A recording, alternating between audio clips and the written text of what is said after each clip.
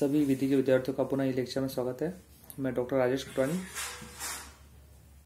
Assistant professor government law college Bhilwara. पुनः इस lecture में आज हम डिस्कस कर रहे हैं हाई कोर्ट की नियुक्तियों के बारे में कि नियुक्तियों का क्या क्या प्रोविजंस है, उनके पावर्स क्या क्या हैं। तो हाई कोर्ट के बारे में हम आज डिस्कस कर रहे हैं। अनुच्छेद 223 में इससे पहले हम चैप्टर में पढ़ चुके हैं कि कार्यकारी मुख्य न्यायमूर्ति की जो नियुक्ति होती है वह कैसे होती है। अगर मेन मुख्य न्यायमूर्ति नहीं है तो सीधा राष्ट्रपति कार्यकारी मुख्य न्यायमूर्ति की नियुक्ति का प्रोविजन इसमें दिया गया है, जो राष्ट्रपति के द्वारा नियुक्त किया जाएगा। नेक्स्ट, अनुच्छेद 224 और 224A में सेवानिवृत्त न्यायाधीशों की नियुक्ति के संबंध में बंद दिया गया है। यदि कोई न्यायाधीश सेवानिवृत्त हो गया तो उसके लिए क्या क्या प्रोविजंस है, वो कैसे पुनः नियुक्त हो सकते हैं, कितने समय के लिए हो सकते हैं, वो बताया गया है। यदि किसी हाई कोर्ट के कार्य में किसी अस्थायी वृद्धि के कारण या कार्य के बकाये कारण राष्ट्रपति को पति होता है कि उनके यानी मुकदमों की संख्या का अंबार लग गया है, बहुत मुकदमे हो गए हैं, मुकदमों की संख्या बढ़ रही है, न्यायाधीशों की कमी है, तो राष्ट्रपति उस न्यायालय के न्यायाधीशों की संख्या में वृद्धि कर सकता है, बढ़ा सकता है। राष्ट्रपति समयक रूप से योग्य व्यक्तियों को 2 वर्ष से अनधिक अवधि के लिए यानी 2 वर्ष की अवधि के लिए जो भी उचित हो अपर न्यायाधीश नियुक्त कर सकता है। इसका जो प्रोविजन वो आर्टिकल 224 में दिया गया है। यानी आप न्यायाधीशों की संख्या बढ़ाने के लिए 2 वर्ष तक अपर न्यायाधीशों की संख्या नियुक्ति कर सकते हो। जब किसी हाई कोर्ट का मुख्य न्यायमूर्ति से भिन्न कोई न्यायाधीश अनुपस्थिति के कारण या एब्सेंट के कारण या अन्य कारण से अपने पद के कर्तव्यों का पालन करने में असमर्थ है या मुख्य न्यायमूर्ति के रूप में अस्थायी रूप से कार्य करने के लिए नियुक्त किया जाता है, तब राष्ट्रपति समय रूप से योग्य व्यक्ति को तब तक के लिए उस न्यायालय के न्यायाधीश के रूप में कार्य करने के लिए नियुक्त कर सकता है जब तक इससे न्यायाधीश अपने कर्तव्यों को फिर जब तक संभाल नहीं पाता। सिंपल सा है। यदि वहां का स्थायी न्यायाधीश है, बीमार हो गया है, लंबी समय से छुट्टी पे है, कार्य करने में असमर्थ है, तो उस जो कोर्ट है उस कोर्ट में मुकदमों का अंबार लग जाएगा। पहले हम भारत देश जानते हैं, भारत देश में मुकदमों का अंबार कितना लंबा चौड़ा है, कितना बड़ा है।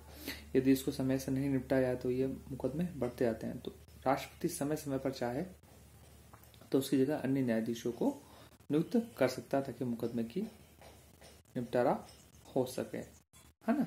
तो पद तो हम खाली रख नहीं सकते हैं, तो इसके लिए प्रोविजन यहाँ बताया गया है। उच्च न्यायालय के अपर या कार्यकारी न्यायाधीश के रूप में नियुक्त कोई व्यक्ति 62 वर्ष की आयु प्राप्त कर लेने के पश्चात उस पद को धारण नहीं करेगा। यानी 62 जो है उसकी लास्ट मैंडेटरी एज है। इसके बारे में भी हमें यहाँ सोचना है।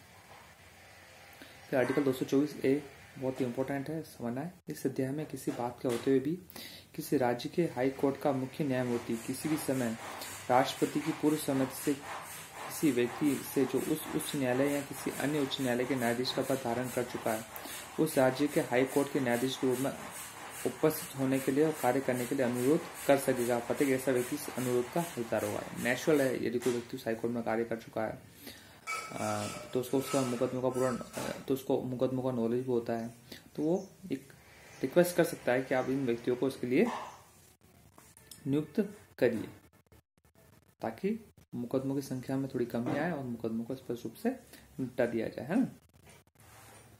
उक्त अनुच्छेद से यह स्पष्ट है कि किसी भी सेवानिवृत्त न्यायाधीश को हाई कोर्ट में न्यायाधीश के पद पर कार्य करने के लिए कहा जा सकता है। सिंपल से इस बात का अर्थ इतना सही है।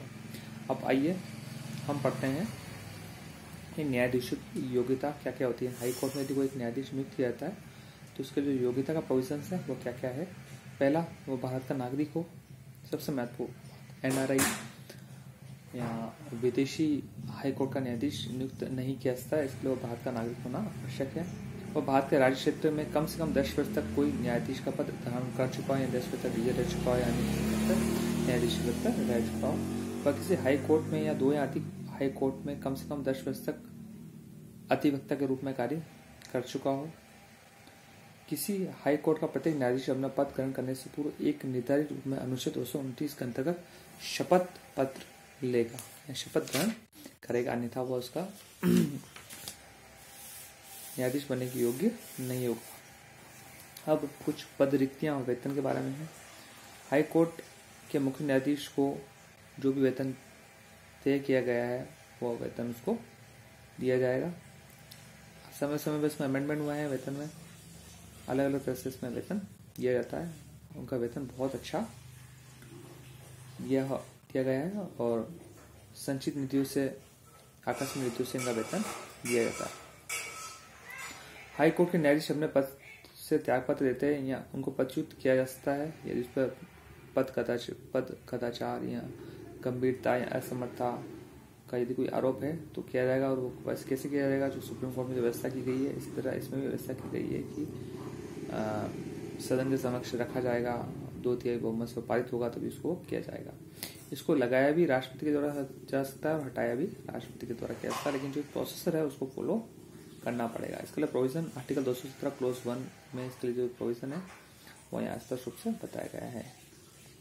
कोई न्यायाधीश राष्ट्रपति को संबोधित करके अपने हस्ताक्षर सहित लेख द्वारा अपना पद त्याग दे सकता है या त्यागपत्र दे सकता है। उसके लिए उसको अनुमति की जरूरत नहीं है। किसी न्यायाधीश को सुप्रीम कोर्ट के न्यायाधीश को हटाने के लिए अनुच्छेद 124 क्लॉज 4 में उपबंधित रीति से जिस रीति से राष्ट्रपति द्वारा सुप्रीम कोर्ट का न्यायाधीश हटाया जाता है उसी को उसको उसमें फॉलो करना पड़ेगा, है ना। इस प्रकार हमने राष्ट्रपति